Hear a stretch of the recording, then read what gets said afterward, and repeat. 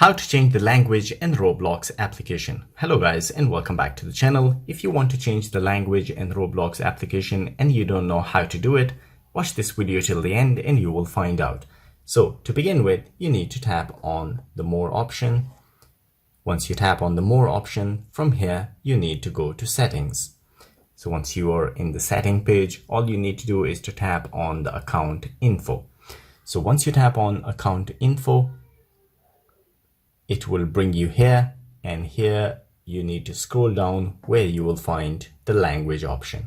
So all you need to do is to tap on this downward arrow and it will open a list of languages available on the application, and from this list you can choose the language that you want to change to.